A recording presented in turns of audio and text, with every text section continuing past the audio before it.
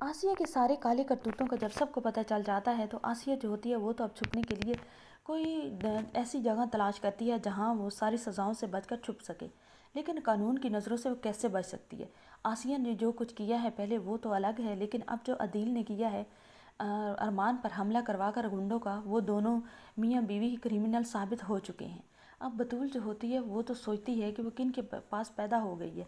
उसका माँ बाप इतना ज़्यादा घटिया कैसे हो सकते हैं। पुलिस जब आती है अदील को अरेस्ट करने के लिए तो जो होती है बतूल, वो कहती है कि सिर्फ बाबा को अरेस्ट नहीं होना चाहिए, मम्मा आपका भी बहुत ज़्यादा कसूर है, शुरुआत तो आपने रखी थी। मैं कहती हूँ जाकर पुलिस वालों को कि वो आपको भी ले जाएं। जो जुर्म करते हैं उन्हें सज़ा मिलनी ही चाहिए। अगर आपको सज़ा न मिली तो कल आप इससे भी बड़ा जुर्म करेंगी। आसिया जो होती है वो अपनी बेटी के सामने हाथ जोड़ने लगती है, उसे कहती है कि माफ़ कर दो, ऐसा ना करो, तुम अब अपनी माँ को जाकर अरेस्ट करवाओगी। बतूल कहती है कि हाँ, मैं गलत का साथ कभी नहीं दे सकती। दूसरी तरफ आप देखने वाले हैं अरमान को होश हो जाता है।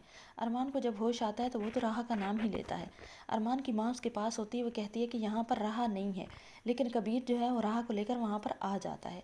कबीर को पता होता है कि जो राहा है वो उससे मोहब्बत करती है।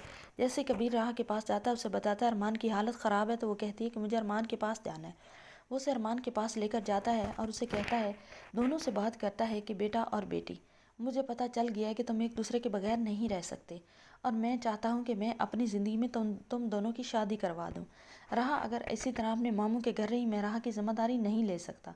इस तरह मामू के घर रही, मेरी जवान जहान बेटी है, तो इस पर बहुत सारे इल्ज़ाम, तोहमतें, बहुत सारे इस पर, इसके करैक्टर पर बातें की जाएंगी। आसिया जो है वो तो बिल्कुल नहीं चाहती कि मेरी बेटी एक मिनट के लिए भी वहाँ पर टिके।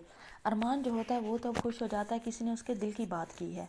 अरमान कहता है कि मुझे कोई भी इस बात पर एतराज़ नहीं है, आप अपनी बेटी से ठीक तरह पूछ लें। राहा जो होती है वो तो पहले अरमान से बहुत ज़्यादा मोहब्बत करती है, वो कब इतराज़ करने के लिए तैयार है। राहा अपने बाप से कहती है कि जी हाँ, मुझे भी कोई एतराज़ नहीं है। तो कबीर जो होता है वो कहता है कि क्यों ना यहाँ पर मिठाई मंगवा कर बात पक्की कर दी जाए। लेकिन जो ज़ैनब भी होती है वो कहती है बात पक्की की क्या ज़रूरत है, मैं तो कहती हूँ कि यहाँ पर मौलवी को बुला लिया जाए और निकाह ही कर दिया जाए। लेकिन कबीर जो होता है वो ये करने लगता है। राहा कहती है कि अबू मैं इस तरह नहीं करूँगी, अम्मी के बगैर मैं ये सब फैसला नहीं कर सकती। राहा जो होती है वो थोड़ी देर के लिए टाइम मांग लेती है, अपने घर वापस आती है, अपनी माँ से मशवरा करती है। तारा जो होती है वो कहती है कि ठीक है बेटी, तुम ये कर लो, क्योंकि मैं तो जैसे ज़िंदगी गुजारूंगी रूल के जैसे भी मुझे मंजूर है, लेकिन तुम जवान जहान हो, इतनी खूबसूरत है मेरी बेटी, तो इस तरह अगर रुले की बातें सुनेंगी तो मुझे भी बुरा लगेगा। तुम्हारे बाप ने अच्छा फ़ैसला किया, तुम्हें उसका साथ देना चाहिए।